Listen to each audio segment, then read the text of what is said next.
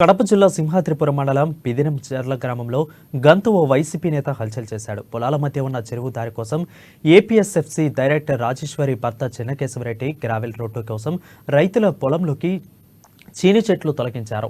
దీనిపై రైతులు తమకు తెలియకుండా చీని చెట్లు ఎలా తొలగిస్తారని చెన్నకేశవరెడ్డిని నిలదీయడంతో ఇరువురి మధ్య వాగ్వాదం చోటు చేసుకుంది.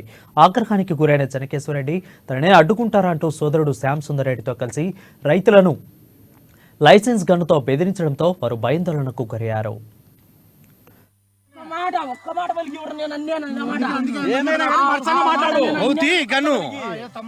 సరే కదా నేను ఆ మాట నేను ఒక్కడితో మర్యాదగా మరసంగా మాట్లాడమను.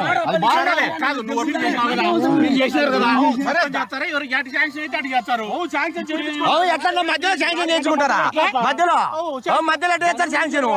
గన్ను కాదు, నేను ఏమైంది చేస్తాను నా చేత కాదు.